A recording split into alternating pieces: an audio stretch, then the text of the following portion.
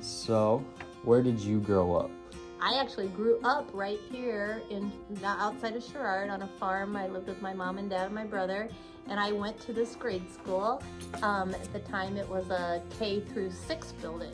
So, but then the year I was going to be a 6th grader, then they moved us to the old high school, was the junior high. So I went there, and then I graduated from Sherrard. And my dad had graduated from Sherrard, and our boys did too, and my husband. So we have a lot of roots in our community here. What college did you attend, if you attended one? Yep, I went out to Colorado. My husband, he was in the military at the time, and we weren't married, but he was out at Fort Carson. And so I went out to Denver, and I went to the Colorado Institute of Art, and I got my degree in graphic art is what Graphic arts. I did. Yeah, graphic arts. And I still to this day do a lot with art. I do some private, like I'll get, people ask me to do things, and I have a studio at my house, and I do some things for people, but pretty busy here at school, so not as much as if I used to. What was your career journey like? Well, I was originally going to go into commercial art and graphic art, and when we were in Colorado, I worked in a studio for about a year, and I did not like it. It was a lot of pressure, a lot of deadlines, a lot of late nights, and a lot of it was just too much.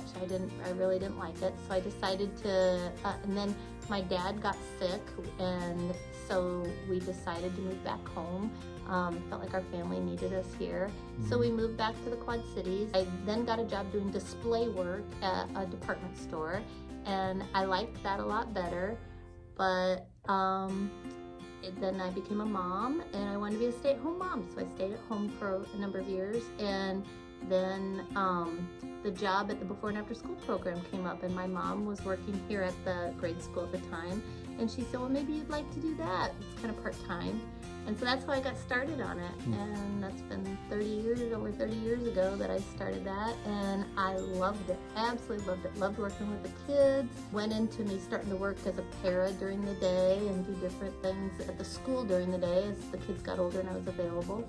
And then the library gig came up a couple years ago, and this is where I love being in the library, and I still do the before and after, and I love that too. Why do you work in this field? Like, what makes you like it? Because I love the kids. I love being around kids, and I like to do projects. We do a lot of art projects in the library, which is a little goofy, but a lot of libraries have programming like that and stuff too. So, what will you do once you retire? Well, I don't know, because I honestly don't know if I ever want to retire. You know, I think the library is a job I could do until I'm, it's not that physical. Probably the before and after, I'd maybe have to cut back, because I don't know if I could keep the long hours, because it's, it's like a 10, 11, 12-hour day if I stayed, and do both. But definitely couldn't, the library is something I could always do as long as I can still, carry around books and stuff. So yeah, we'll see. What are some fun facts about your life? What are some things that stick out that? Well, I think a lot of times people are shocked about the hobby that my husband and I have, that we are cowboy action shooters, and that I'm so proficient with shooting sports. I think some people they don't look at me and imagine that I am somebody who would do that. And so that's probably a big shock.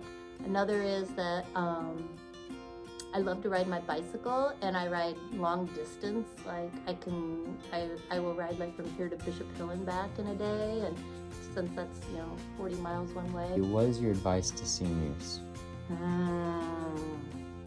Well, I suppose that it would be to just keep an open mind about where your career and what might happen. It's so many times, you hear of kids who have an idea of what they want to do, and then it totally changes, because I'm not doing what I thought I was going to be doing at that age. Be very, very careful who you choose to be your partner, because you want to have your family and your children with someone, like, just be really careful when you make that decision. I think it's important.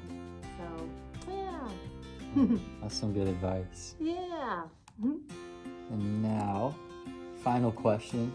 What do you wish you had known when you were a senior in high school? I think when you're young like that, you do a lot of worrying. You think, oh my gosh, it just seems kind of overwhelming, and you've got so many decisions you feel like you've got to make.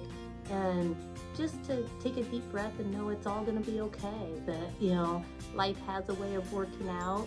If you're a hard worker, and if you just kind of keep your focus, things go well, and and if things kind of take a downturn, they have a way of going back up again. So, just keep a positive attitude. I really feel that life, a lot of it is about attitude and having a positive outlook on things. If you always try to be positive, things kind of line up that way. I think that was good. Okay. I'll turn it off now. Yeah. Thank you.